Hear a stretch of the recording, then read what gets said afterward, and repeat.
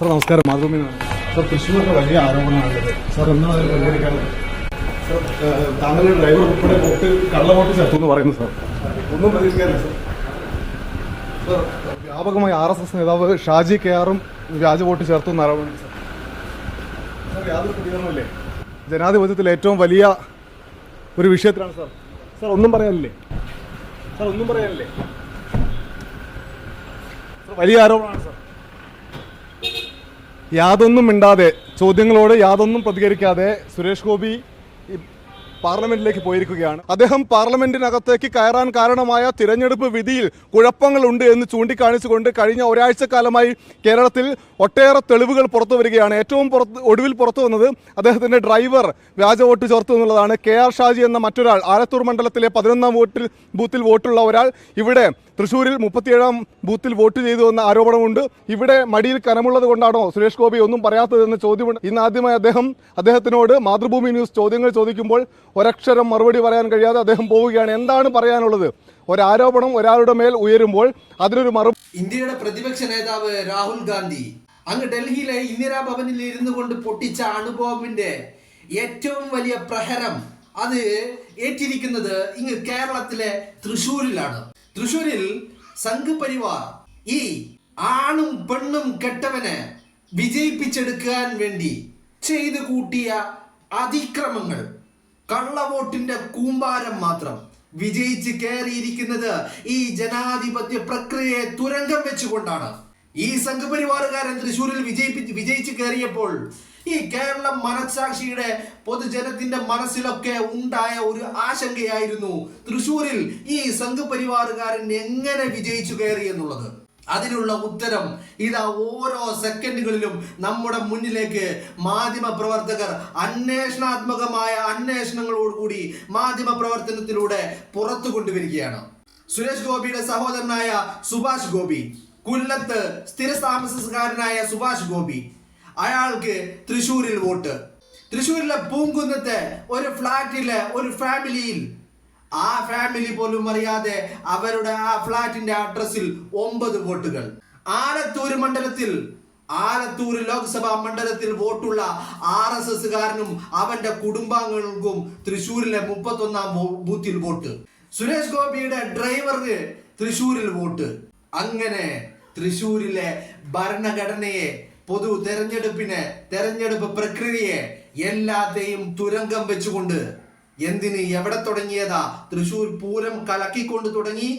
അതിന് ഇങ്ങോട്ട് ലൂർദ് മാതായിലും അതുപോലെ കൊരട്ടിപ്പള്ളിയിലും അഭ്യാസങ്ങളും നാടകങ്ങളും ഇറക്കി അവിടുന്ന് ഇങ്ങോട്ട് വന്ന് തെരഞ്ഞെടുപ്പ് പ്രക്രിയയെ ആകെ മൊത്തം അട്ടിമറിച്ചുകൊണ്ട് കള്ളവോട്ടുകളുടെ കൂമ്പാരം കൊണ്ട് മാത്രമാണ് സുരേഷ് ഗോപി എന്ന് പറയുന്ന തമ്പ്രാൻ വിജയിച്ച് കയറിയിരിക്കുന്നത്.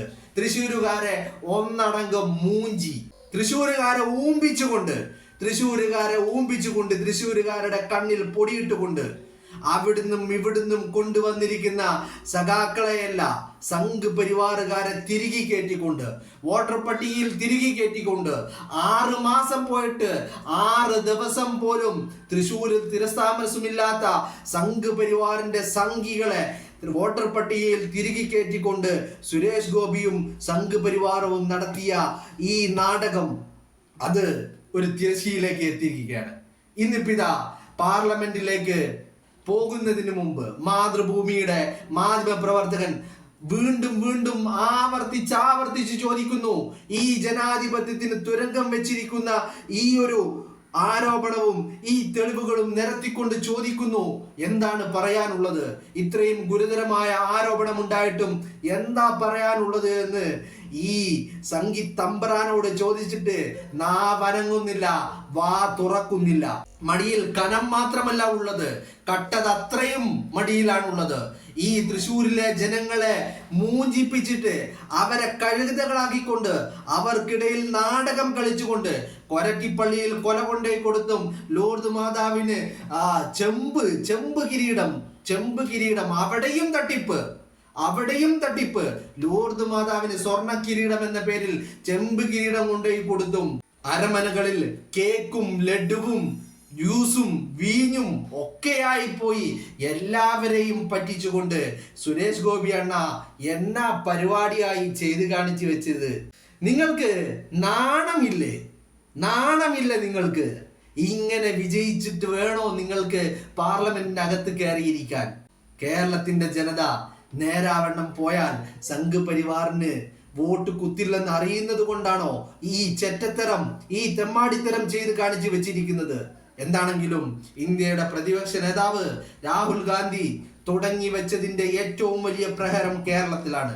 കാരണം ദേശീയ തലത്തിൽ രാഹുൽ ഗാന്ധിയുടെ ഈ ആരോപണങ്ങൾ രാഹുൽ ഗാന്ധി ചുമ്മാ അങ്ങ് ആരോപിച്ചതല്ല, ആധികാരികമായി തെളിവുകളുടെ അടിസ്ഥാനത്തിൽ പറഞ്ഞു വെച്ചിരിക്കുന്ന ഈ കാര്യങ്ങൾ ദേശീയ തലത്തിൽ ഇവിടുത്തെ മാധ്യമങ്ങൾക്ക്, ദേശീയ മാധ്യമങ്ങൾക്ക് ഇതൊരു വിഷയമല്ല. കാരണം അവർ പെയ്ഡ് ന്യൂസുകൾ മാത്രമേ നൽകാറുള്ളൂ. അവർ സംഘ് പരിവാറിന്റെ വാലാട്ടിപ്പട്ടികളായിട്ടുള്ള ദേശീയ മാധ്യമങ്ങൾക്ക് ഇതൊരു വാർത്തയല്ല. ഇതിനെക്കുറിച്ച് ചർച്ച ചെയ്യേണ്ട ആവശ്യമില്ല. കാരണം അവർക്ക് പണം നൽകുന്നത് കോർപ്പറേറ്റുകളാണ്.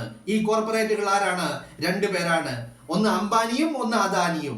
ഇവർക്ക് എന്താണ് ഇന്ത്യയുടെ ഭരണത്തിൽ കാര്യമെന്ന് ചോദിച്ചാൽ അവിടെയും രണ്ട് ഗുജറാത്തികളുണ്ട്, ഒന്ന് നരേന്ദ്രമോദിയും ഒന്ന് അമിത്ഷായും. പൊതുമുതലുകൾ ഈ രണ്ട് അംബാനിക്കും അദാനിക്കും തീരെഴുതി കൊടുക്കുന്നവർ. അവർ പോറ്റുന്ന മീഡിയകൾ ഇവർക്ക് അനുകൂലമായിട്ട് മാത്രമേ സംസാരിക്കുകയുള്ളൂ. ഇവരുടെ ന്യൂസുകൾ മാത്രമേ ഈ രാജ്യത്ത് കാണിക്കുകയുള്ളൂ. ഇവർ ഗോഡി മീഡിയക്ക് ഇതൊരു ചർച്ചയല്ല. ബട്ട് കേരളത്തിൽ അതല്ല സ്ഥിതി. കേരളത്തിൽ ഇവരുടെ വാലാട്ടിപ്പട്ടികളായിട്ട് പ്രവർത്തിക്കാൻ ഒരു മാധ്യമ പ്രവർത്തകനെയും കിട്ടില്ല. അവർ ചോദിക്കേണ്ടത് ചോദിച്ചിരിക്കും. ഇവർക്ക് നാ വനങ്ങുന്നില്ല, വാ തുറക്കാൻ കഴിയുന്നില്ല, മറുപടികളില്ല. സുരേഷ് ഗോപി വാ തുറക്കുന്നില്ല. അല്ലെങ്കിൽ ഇങ്ങനെയെങ്കിലും പറയുമായിരുന്നു, എനിക്ക് പറയാൻ സൗകര്യമില്ലെന്ന്.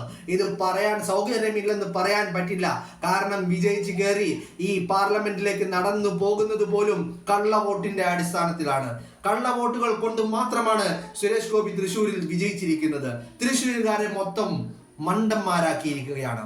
തൃശ്ശൂരുകാരെ മൊത്തം കഴുതകളാക്കിയിരിക്കുകയാണ്.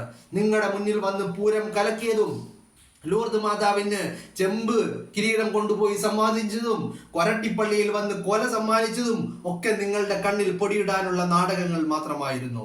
നിങ്ങൾ അറിയാതെ നിങ്ങളുടെ വീടുകളുടെ അഡ്രസ്സിൽ, നിങ്ങളുടെ വീട്ടിൽ നിങ്ങൾ അറിയാത്ത വോട്ടർമാർ, നിങ്ങളുടെ ഫ്ലാറ്റിൽ നിങ്ങൾ അറിയാത്ത വോട്ടർമാർ, നിങ്ങളുടെ വില്ലയിൽ നിങ്ങൾ അറിയാത്ത വോട്ടർമാർ, നിങ്ങളുടെ വില്ലയിൽ കൊല്ലത്ത് നിന്നുള്ള വോട്ടർമാർ, നിങ്ങളുടെ വില്ലയിൽ നിങ്ങളുടെ ഫ്ലാറ്റിൽ ആലത്തൂരിൽ നിന്നുള്ള വോട്ടർമാർ, സുരേഷ് ഗോപിയുടെ ഡ്രൈവർക്കടക്കം തൃശ്ശൂരിൽ വോട്ട്.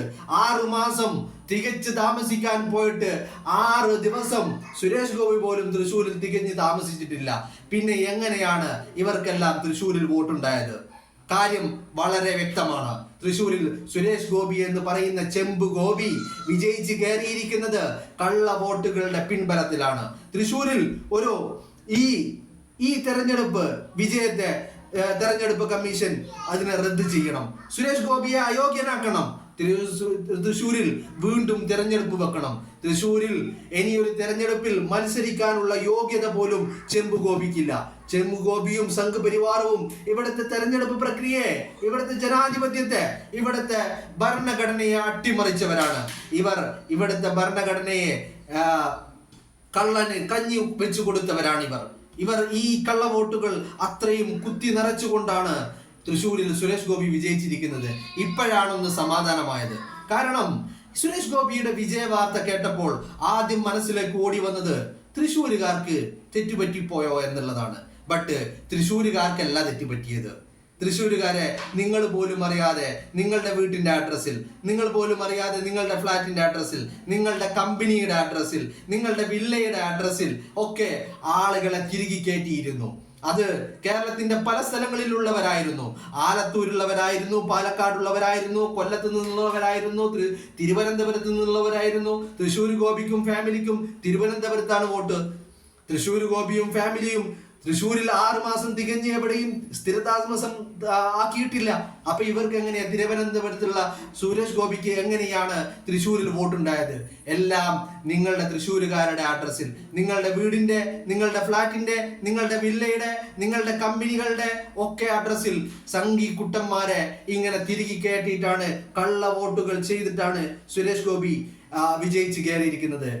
എൻ്റെ ഗോപി അണ്ണ ഇച്ചിരി ഉളുപ്പ് തിന്നുന്നത് ചോറാണെങ്കിൽ, സോറി, നിങ്ങൾ ചോറ് തിന്നാറില്ലല്ലോ, നിങ്ങൾ തിന്നുന്നത് ചാണകമാണല്ലോ, എന്നാണെങ്കിലും ഇച്ചിരി ഉളുപ്പും മാനവും ഉണ്ടെങ്കിൽ ആ പദവി രാജിവെക്കണം. തൃശ്ശൂരിൽ വീണ്ടും ഇലക്ഷൻ വേണം. ഇത് ജനാധിപത്യമാണ്. ഈ ജനാധിപത്യത്തെ തകിടം മറിച്ചുകൊണ്ടാണ് താങ്കൾ അവിടെ വിജയിച്ചു കയറിയിരിക്കുന്നത്.